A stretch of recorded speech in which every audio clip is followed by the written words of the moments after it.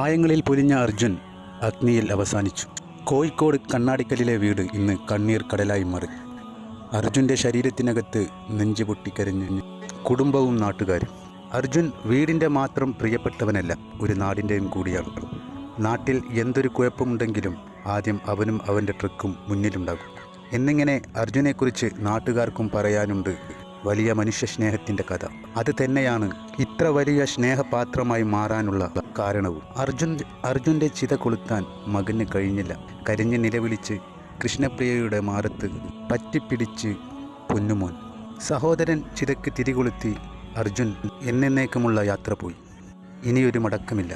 പക്ഷേ ഞങ്ങളുടെ ഉള്ളിൽ നീ എന്നും ജീവിക്കുന്നവനായിരിക്കും. 2 വർഷത്തെ ദാമ്പത്യ ജീവിതമാണ് ആകനെ നമ്മുടെ അർജുൻ അനുഭവിച്ചത്.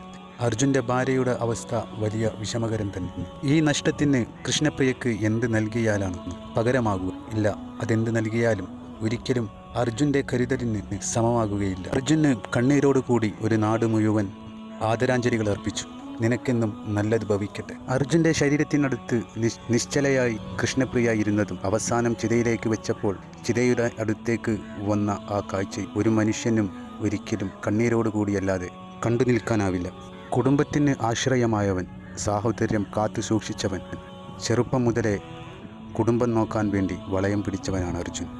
ഈ വേർപാട് ഒരിക്കലും ആ കുടുംബത്തിന് സഹിക്കാൻ പറ്റുന്നതിലും അപ്പുറമാണ്. കേരളം മുഴുവൻ ഒരു സഹോദരന് വേണ്ടി കരഞ്ഞു വിളിച്ചു പ്രാർത്ഥിച്ച സാഹചര്യം ഇതുവരേക്കും നമ്മൾ ഭൂമിയിലെവിടെയും തന്നെ കണ്ടു കാണില്ല. നീ ജീവനോടുകൂടി തിരിച്ചു വരാൻ ഞങ്ങളെല്ലാവരും തേടി, നിനക്ക് സംഭവിച്ച വിധി പോലും അറിയാതെ. നീ നൽകിയ വേദനയുടെ ചൂട് ഇതുവരേക്കും തന്നെ ഞങ്ങളുടെ മനസ്സിൻ്റെ ഉള്ളിൽ നിന്നും മാഞ്ഞുപോയില്ല. തൻ്റെ മകൻ്റെ വരവും കാത്ത് കണ്ണാടിക്കലിലെ വീട്ടുമുറ്റത്തിരുന്ന അർജുൻ്റെ അച്ഛൻ പ്രേമേട്ടനും ഈ സങ്കടം സഹിക്കാൻ കഴിയാതെ വിങ്ങിപ്പൊട്ടി. അർജുൻ്റെ മൃതശരീരത്തിനടുത്ത് ഭാര്യ കൃഷ്ണപ്രിയ എന്തൊക്കെയോ മന്ത്രിച്ചുകൊണ്ടിരുന്നു. തൻ്റെ വേർപാടിൻ്റെ വേദനയിൽ വിരിഞ്ഞ കഥന വാക്കുകളാകാം അത്. അതല്ലെങ്കിൽ എൻ്റെ ജീവൻ്റെ തുടിപ്പായിരുന്നു നീ എന്നുള്ള പ്രതീക്ഷയറ്റ നൊമ്പരങ്ങളാകാം. കവിക്ക് എഴുതി തീർക്കാനും സങ്കടം തടസ്സമായ നേരം. എൻ്റെ തൂലികയും നിന്റെ വേർപാടിന് മുന്നിൽ നിശ്ചലമായി പോയ നേരം. മറക്കുവാനൊരിക്കലും കഴിയില്ല പൊന്നെ, മരിക്കുവോളം നിന്നെ കാണാതായ നിമിഷം മുതൽ തന്നെ നിന്നെ തിരിച്ചു കിട്ടാൻ വേണ്ടി കരളൊരുകി പ്രാർത്ഥിച്ച ഓരോ സഹോദരൻ്റെ ഉള്ളിലും നീ നീറുന്ന ഓർമ്മയായി മാറി.